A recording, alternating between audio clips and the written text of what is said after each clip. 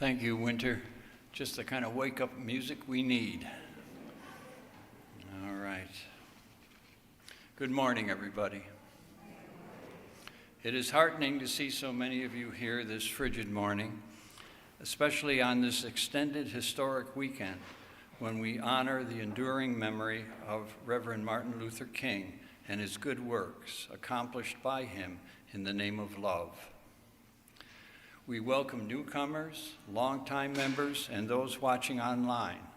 My name is Preston Wilson, and I am honored to be your celebration associate this morning. May we gather today to nurture our connections, seek inspiration, and embrace change. Story is our theme for January. What is your story?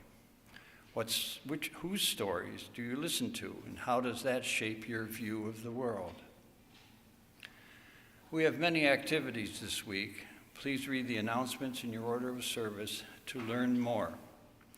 I will point out that the Care Cafe, which is printed in your order of service for today, is a misprint, and it will be next week as indicated on the screens. When they come up here, it'll say the 26th. And so that is a misprint in the order of service. If you are new or listening for the first time, I invite you to fill out a yellow pew card and place it in the offertory plate. You can also drop it off at the welcome table in the parlor after the service, right through these doors. This is where we usually have coffee, snacks, and conversation after the service. Before we light our chalice, let's all take a moment to greet those around us.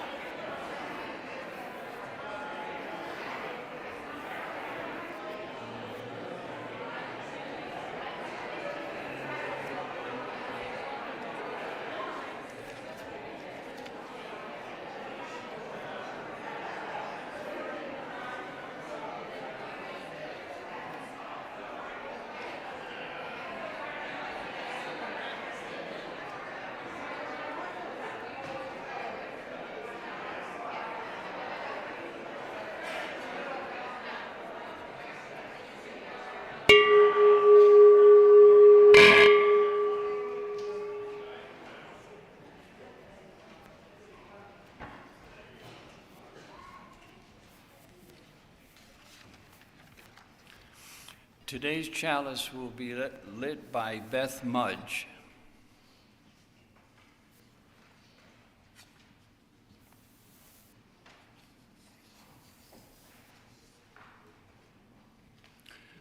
Please join me in saying the chalice lighting words which are printed in your order of service.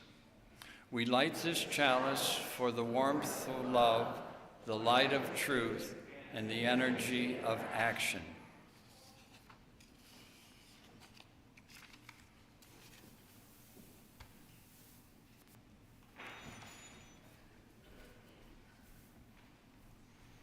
Hi, friends. I am so thrilled to be up here today to welcome Elizabeth Buckley, our new engagement and outreach coordinator. Come on up, Elizabeth. That's right. Maybe you've seen Elizabeth at the welcome table. Maybe you've had a chance to introduce yourself. If not, please do go over and say hi. So Elizabeth comes to us with a background in nonprofit work and with volunteer organization, but also from a background of our Unitarian Universalist faith. And we are so thrilled to welcome her into a community. And one more extra little thing, I see Janet's ready here for me. Today also happens to be Elizabeth's birthday. I know, right? So that's for you, and there are cupcakes for coffee hour. All right, welcome, Elizabeth. We're so glad to have you.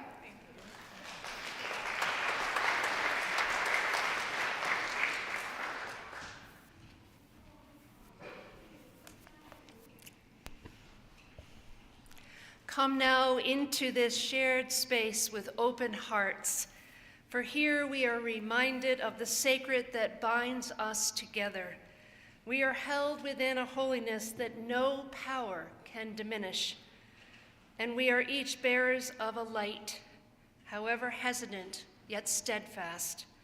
Let this time be a sanctuary, a place to rekindle our spirits and to trust our worth and to honor the sacred within us. Blessed be, blessed be.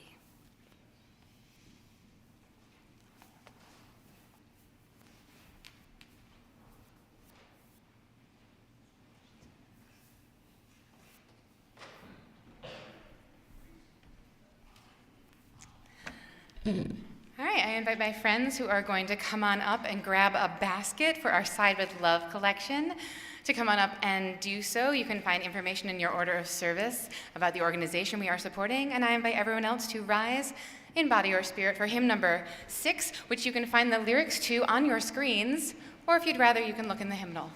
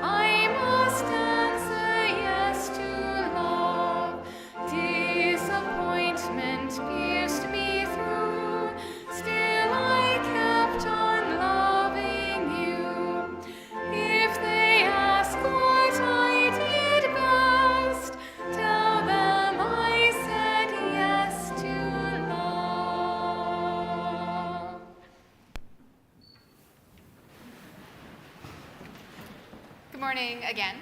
It's always such a joy to be here with you.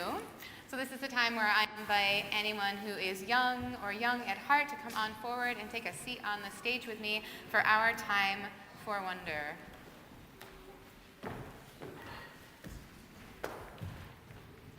Hi, friends.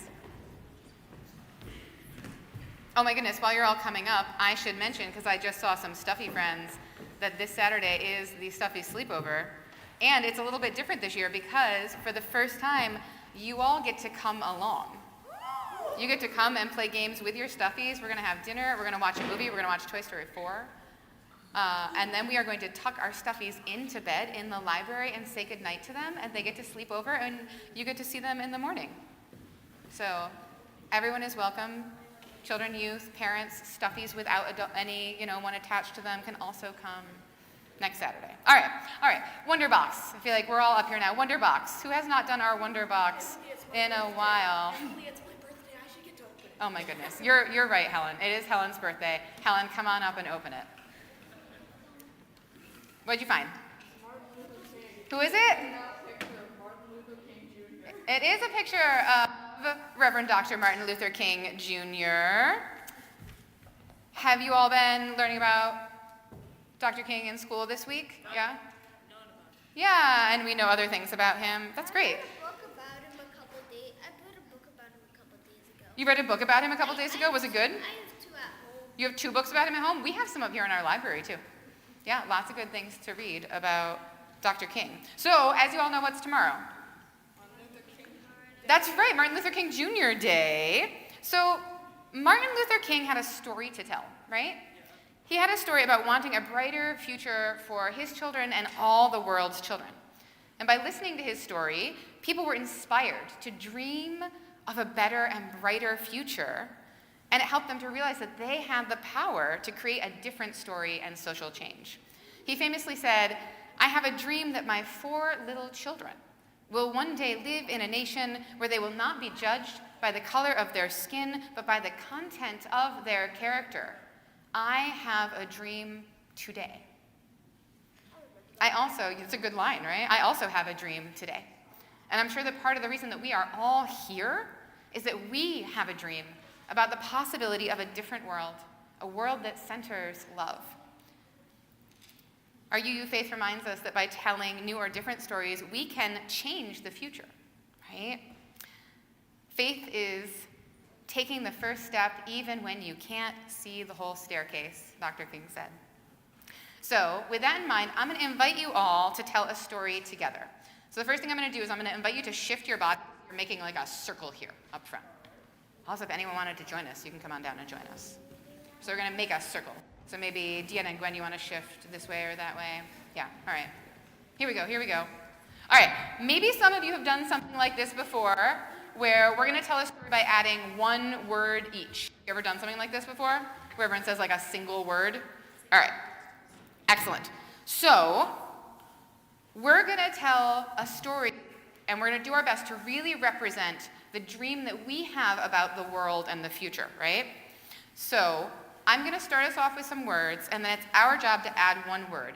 If the word doesn't fit within the sentence that we're making, I may ask you to choose a different word, and you're going to have to listen really closely to the people before you so that we make sure that we are making an understandable sentence here, since we're each only adding one word. And I'm going to start you off with the words. The words are going to be, "We have a dream that someday soon." So this is how our sentence is going to start. If we get to the end and we haven't made a complete thought, we might go around for just a couple more people, or I might add just a couple words to make it have a conclusion, okay? All right. You are always welcome to pass, friends. No one ever has to participate. Are we ready? Okay. We have a dream that someday soon. I'm going to repeat your words. Go ahead. We'll start this way. That's okay. We can keep going. Do you want to? We. Did you want to add one? Will. Okay. Have.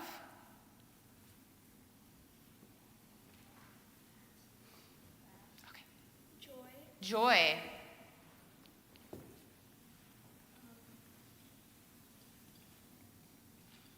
And justice. Did you want to join, John? I wasn't sure if you were in the circle. Okay. Green, did you want to add a word?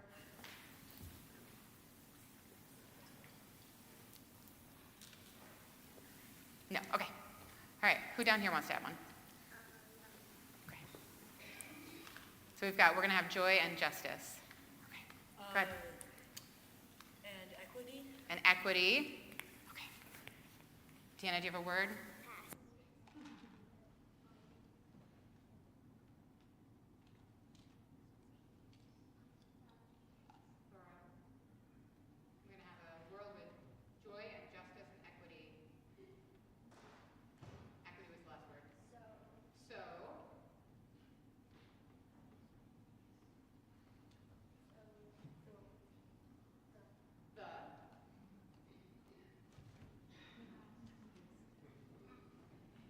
Thought. No. World. Will. Be. Happy. All right. Yeah. All right. Thank you, friends. That was a wonderful story that we told about the dream that we have. King story and the story we just created, it reminds us that stories have the power to shape the future. So in the weeks and days ahead, may we all hold on to this story as a way of reminding ourselves that stories help us imagine a new way. And if we can imagine it, we can dream it, and we can build it. Parents and caregivers, if you have not registered your young person for RE, please remember that that is required for participation. You can find the QR code in the parlor. I invite any young person who's going to come up to classes to join me now in the parlor. And I'm going to invite you all to sing us out with Where You Go. And today, will you please sing Dreamers for us?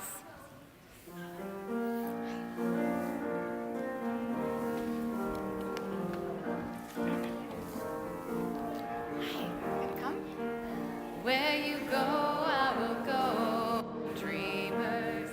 Where you go, I will go. Where you go, where you go, I will go, dreamers. Where you go, I will go. And your people are my people. Your people are mine.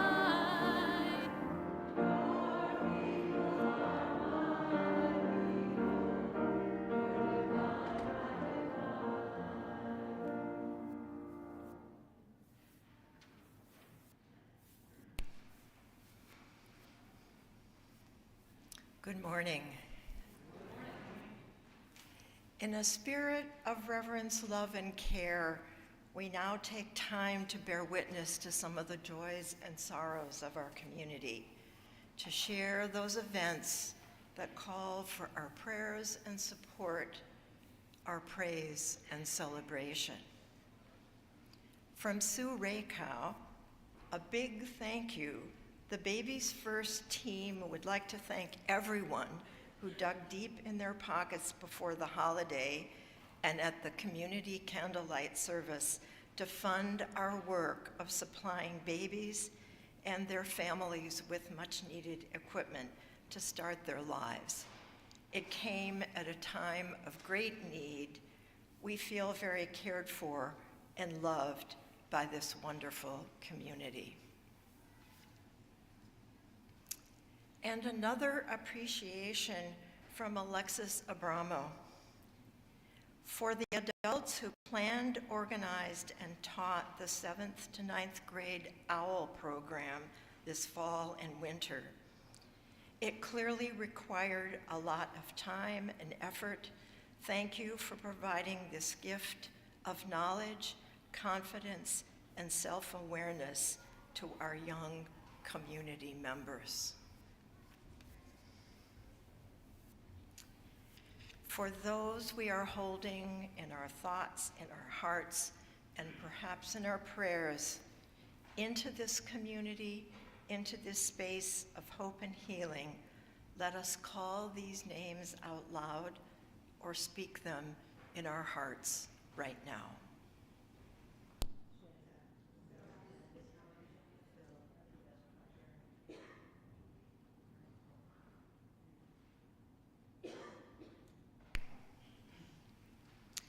We extend loving kindness to all in our world, and let us not forget to extend loving kindness to ourselves.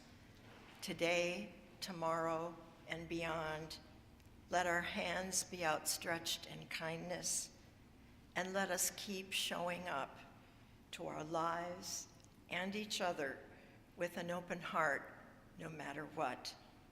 Love and courage to us all. Blessed be, and amen.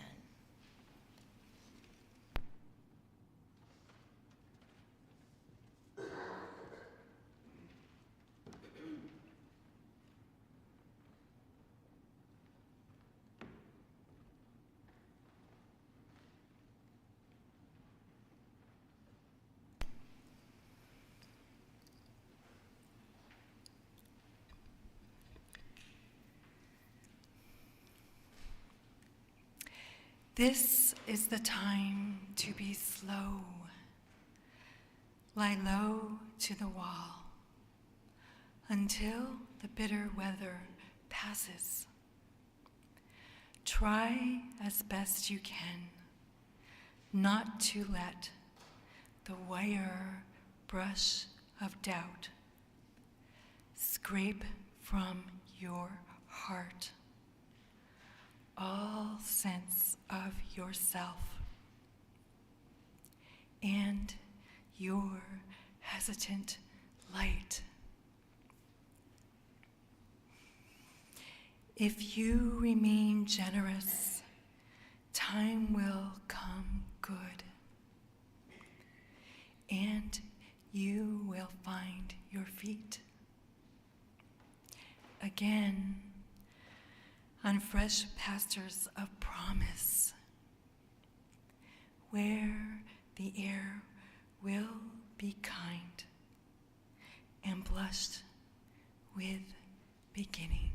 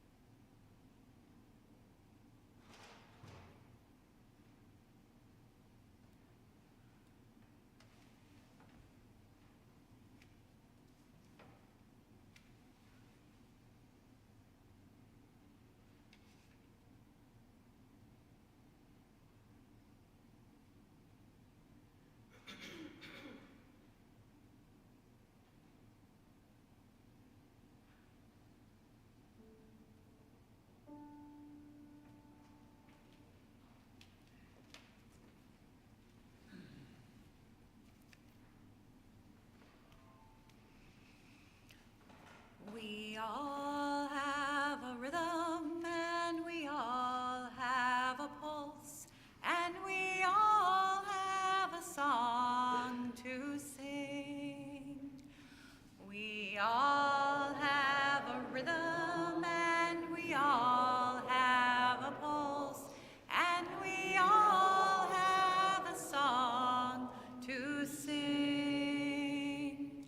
So find your heart song. Your heart is the drum beat. You are as strong as the earth beneath your feet. We all have a rhythm, and we all have a pulse, and we all have a song to sing. We all have a rhythm, and we all have a pulse, and we all have a song to sing. So find your heart song. Your heart is the drum beat. You are as strong as the earth beneath your feet. We all have a rhythm, and we all have a pulse, and we all have a song to sing. We all have a rhythm, and we all have a pulse, and we all have a song to sing. So find your heart song. Your heart is the drum beat. You are as strong as the earth beneath your feet.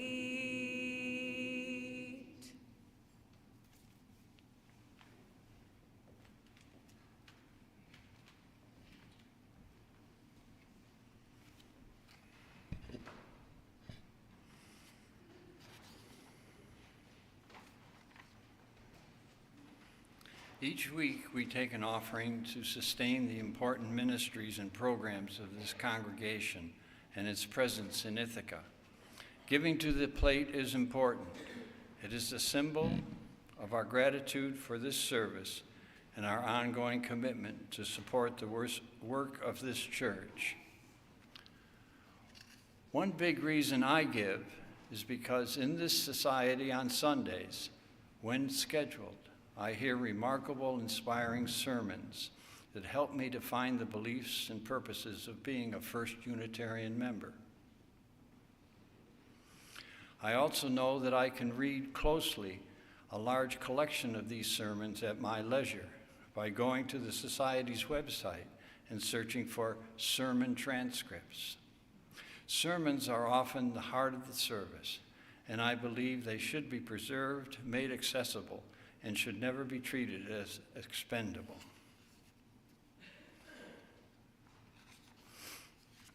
For those watching remotely, instructions for giving using your phone or computer will appear on your screen during the offertory music and in the information below the live stream image on YouTube. For those attending in person, our ushers will pass the plate.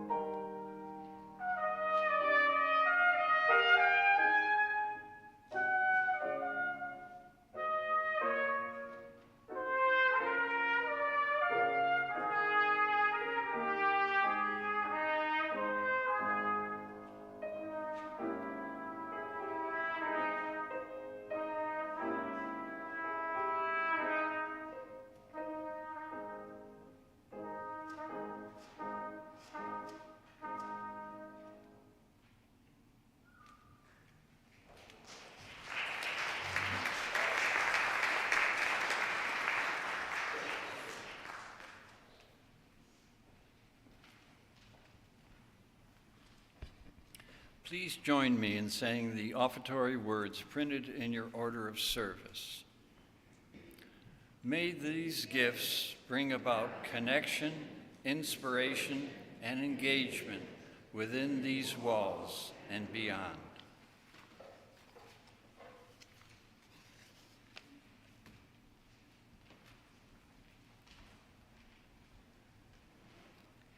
Before delivering the reading and the sermon today, I'd like to invite all of us to take this moment, join our hearts together, giving thanks for the ceasefire in Gaza, with hopes that it continues, that hostages will be reunited with Israeli families, and that prisoners whose family members have no idea where they are returned to Palestinian families. And lastly, the aid trucks that are at the Rafah border will go through and finally bring much relief to the suffering.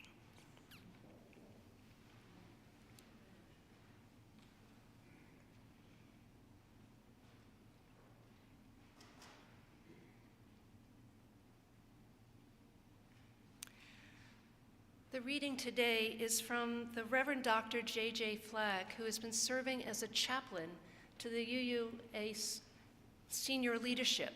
How wonderful that our leadership has a chaplain that attends to their spiritual needs and their hearts in this difficult time. This was written just after the election, and this is just a small piece of it. It still feels like it speaks to my heart. I hope it'll speak to yours. Friend, go to the window, open the door, move away from your screens, pocket your phone. For just a moment, today, let this past November air mess with your hair. Caress your crumpled, tear-streaked face, kiss your bare hands. All, though, is not lost. Close your eyes, breathe deep, drink deep the nourishing, life-giving air, and let it be spirit inside you. Breathe in life and breathe out life. Breathe more. This is your life and our life together, you and I and all the beloveds, at risk now as never before. Humans and trees, rivers, land, animals, children and birds, breathe in love for them all. Breathe in love for us all. Protection, resolve. And when you're able, when you're ready, whenever you can, breathe out a prayer of hope. Yes, breathe in the rage, the fear, the fury, the grief, the panic, even the disgust. But breathe out a whisper, a sliver, a shiver, a single frail molecule of hope to be carried like milkweed, God only knows where. You know this, but must not forget, still and always we are held within, and we comprise a larger love. We are held within and we comprise the mighty, irrefutable persistence and resistance of our spiritual ancestors, and the urgent, laughing beauty of our children and grandchildren. We are held within and we comprise holy and ferocious power. Spirit breath moves through us, still inspiring, still insisting. Any act of love we undertake henceforth will be a revolution. Remember who you are and whose. The beloveds and beloved who know you by name, who expect great things of you, which is to say that you will keep on keeping on, never alone and with all your dignity and still shining. Breathe deep, and notice now who's hurting, who's now in danger, who needs our prayers of hope, and more than that, way, way more, in order to survive. And if able, hold out your brave and loving hands, stronger than you know, and your brave and beating heart, and do not, under any circumstances, let go of beauty and truth. Do not let go of faith, hope, and love. We are held within and we comprise a holiness. No tyrant, no tyranny can diminish or demean.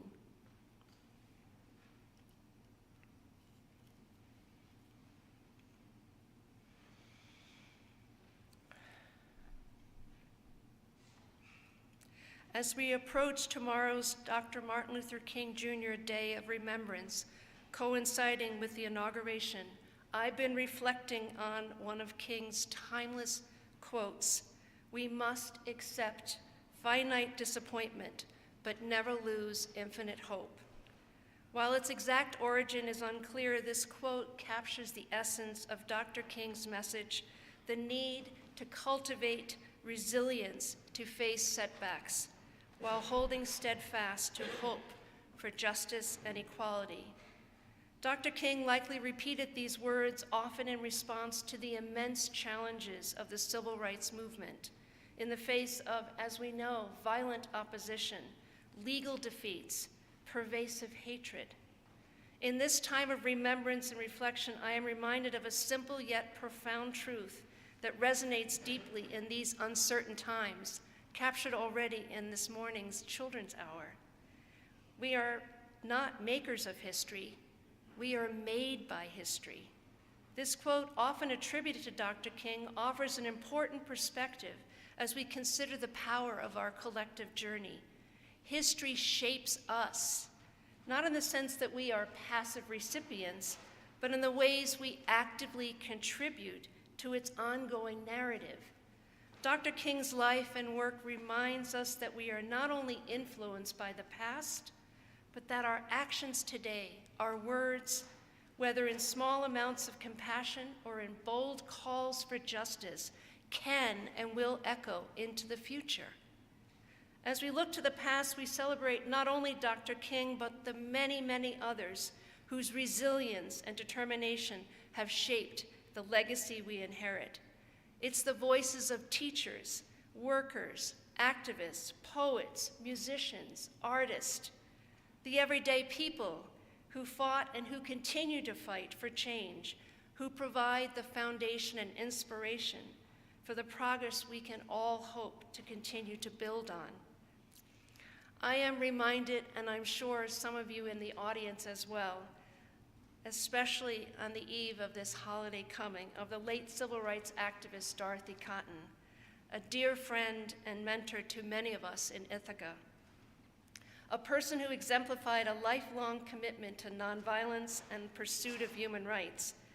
Anyone fortunate to have heard Dorothy speak of her stories of her own life, witnessed her unwavering spirit, her extraordinary courage, but also her deep warmth and gracious spirit. When she spoke from this pulpit and elsewhere, her words often flowed seamlessly into the singing of spirituals and traditional church songs that had been adapted with new lyrics to reflect the struggle for civil rights. This Little Light of Mine, a familiar children's song, became the rallying call for courage and defiance. How deviant, a simple little children's melody with that special, held conviction. Or the call and response songs that energized and unified participants to be brave during marches, meetings, and protests, like Ain't Gonna Let Anybody Turn Me Around. Or modified gospel songs reinterpreted to express the political and spiritual dimensions of the movement, songs like I Woke Up This Morning and My Mind Stayed on Freedom, which powerfully reflected the personal commitment of civil rights workers to the cause. As we reflect in this enduring legacy and feel the power of these songs of resistance, we are reminded too that we need songs, words, to help us in this time of stark contrast, echoing the struggles of the past. Dorothy Cotton's legacy as an educator, speaker, and peacemaker continues to resonate in our community through the Dorothy Cotton Jubilee Singers. Do I have any singers here from the Jubilee Singers? We've had folks, there you go, thank you. And the Dorothy Cotton Institute, which fosters peace, justice, and healing in our time. This movement, like so many in history, underscore the ongoing intention, engagement of that tension between hope and division. I've been listening to a lot of resistance music this week. Am I alone? How many of you have been listening to some solid music this week? The rhythms and lyrics have prompted me to reflect about the power of resistance music in strengthening our resolve. If you haven't listened, go to YouTube. So many choirs were formed in the early days of the first Trump presidency. We need those resistance songs to remember where we're connected and how we're grounded. This reflection on collective perseverance and unity feels especially poignant when considering recent examples, though, also of shared humanity and collaboration. The theme of unity and division was powerfully illustrated this week, recently, in the heartfelt eulogies at President Carter's funeral. Did you get to listen to the speeches? I didn't get to see the whole, so it's fully recorded. I listened to it a couple more times. That remarkable friendship that we learned about that Carter had with President Ford.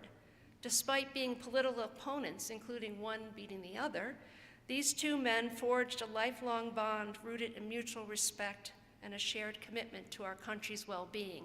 It is not a surprise that their friendship came of a moment as they were flying home from Anwar Sadat's funeral, where the clarity of that moment of what it means to come together for the sake of world peace drew them together beyond their political differences. Their friendship serves as a profound reminder that even in times of intense political division, the possibility exists, though hard to imagine. I'm not naive. It is hard to imagine, but the possibility is always there if we're willing and ready to meet those moments. In a similar act of collective action, we saw the inspiring unity of firefighters coming from across the globe who came together to battle the devastating and terrifying, absolutely terrifying, to treat those kind of fires to respond in the ways they did.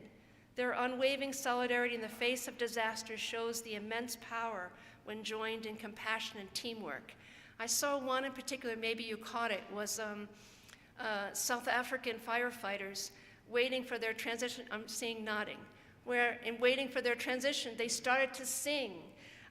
I wish I sung better. I wish I was Emily up here, because right now I'd stop talking and just get us singing. So you're going to have to work with me as I try to put that energy behind the words. Yet even as we witness these powerful examples of cooperation, we are, of course, confronted with harsh, divisive rhetoric from some of our leaders who certainly should know better, words that seem intent on deepening rather than healing the divide. It is, however, these stark contrasts that the ongoing struggle between hope and cynicism, progress and stagnation becomes clear. It gets clearer. But history reminds us that struggles like these are not new. Of course we know this. Greed and selfishness have long opposed ideals of fairness and decency. Yet as historians also point out, looking back we can find perspective and resilience. We faced unique challenges today, of course, but many struggles sadly echo those of the past still with us. One of the greatest threats to the progress we made is the effort to erase or silence the stories that have sustained movements for justice. From book bans to educational restrictions, these are the forces working to undermine the very foundation of hope that has carried so many through difficult times. It is crucial that we remain vigilant in defending the right to share our stories of resilience, unity, and justice. Resistance is not only about opposing what is broken, of course, it's about celebrating the enduring wonder and connection, the love that does bind us. In this spirit of perseverance and hope, it was really important for me to be reminded that the establishment of the Martin Luther King holiday emerged from a moment of profound grief. Maybe you remember that it was proposed by Congressman John Conyers just days after his assassination. It was only after 15 years of tireless advocacy by the Congressional Black Caucus that resulted in it finally being recognized and signed by President Reagan in 1983. And you, who follow history, probably knew there were a lot of state battles that followed. Today, efforts to suppress or distort, romanticize the enduring stories of King's radical vision and resistance through attacks on books and education are feeble attempts to stall progress. History has shown that such attempts rarely succeed in the long run. Even when the voices of resistance are muted or marginalized, the human spirit always finds ways to adapt, persist, and ultimately prevail. Stories of struggle, resilience, and hope have always resurfaced, carried forth by those who refuse to let them fade into silence. As we reflect on this enduring struggle for justice, let us remember that our commitment to protecting these stories is also a powerful expression of hope, a hope that future generations will not only inherit the struggles of the past, but also lessons in resilience that can inspire them to continue the work. I give thanks for living in a community that takes seriously the importance of marking the Dr. Martin Luther King holiday as a meaningful time of reflection about now. What does that story hold and teach us and help us to appreciate moving forward in the now? Our community, including this faith community, is committed to supporting a wide readership of authors from various backgrounds, recognizing that exposure to different perspectives is vital in cultivating critical thinking. By championing literature that reflects the richness of human experience, we foster a culture that values the power of storytelling as a means of resistance, imagination, and transformation.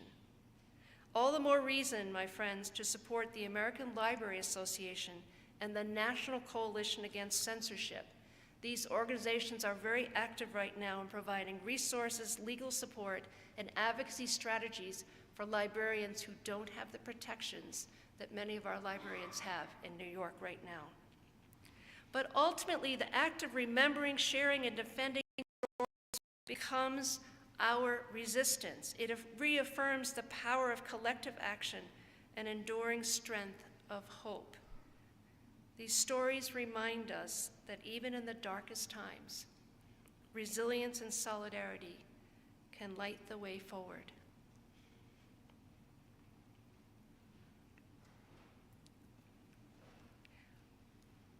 I want to invite all of us to center our hearts in recalling Amanda Gorman's inaugural poem from 4 years ago,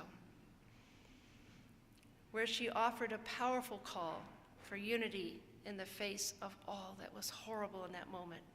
She was finishing her poem when she watched scenes of the insurrectionists attacking the US Capitol amidst the violence and also the ensuing pandemic. She searched for an image of unity, adding to her poem, "We've seen a force that would shatter our nation rather than sharing it. But while democracy can be periodically delayed, it can never be permanently defeated. Somehow we've weathered and witnessed a nation that isn't broken, but simply unfinished. For there is always light. There is always light." She reminded us, and it's a good reminder right now, that history has its eyes on all of us. And this nation can rise again.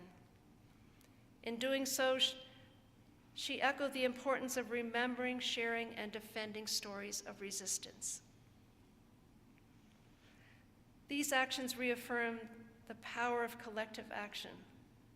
The light we seek is not distant. It's found in the stories of those who have come before us, like Dr. Martin Luther King Jr. and so many others, whose resilience, though, continues to illuminate the path forward. In remembering these stories, retelling the stories, sharing the stories, we are reminded that the light also lives within us. We are called to stand firm in our beliefs, rooted in love and courage. As Amanda Gorman said, "There is always light if only we're brave enough to see it, and if we're brave enough to be it, we will become the change we strive to create. Courage, friends. It's going to rely on us staying close together and listening to the many prophetic voices that are speaking and calling out to us. This is not a time of retreat. This is a time to be ready to engage. Bless our efforts, bless all of you.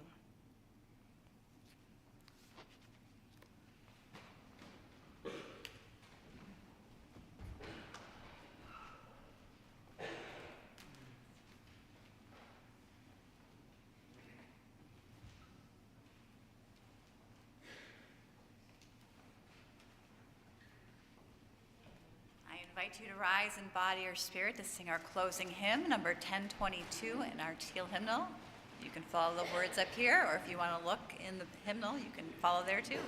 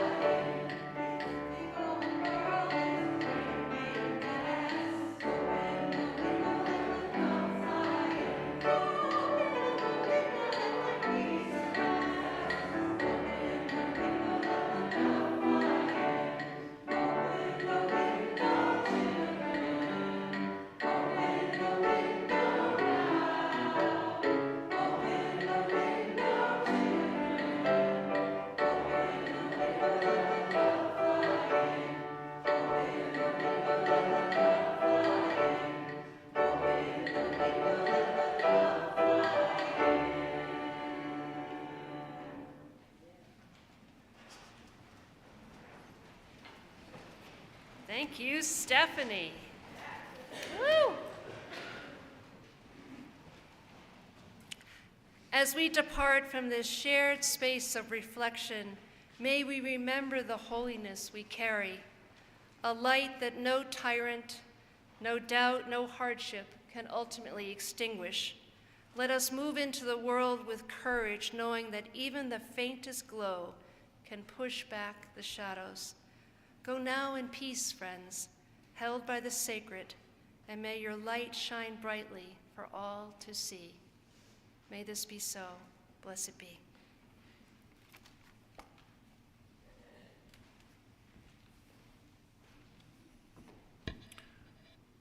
We extinguish this flame, but not the light of truth, the warmth of community, or the fire of commitment. These we carry in our hearts until we are together again. Our service is ended. Let our true service now begin.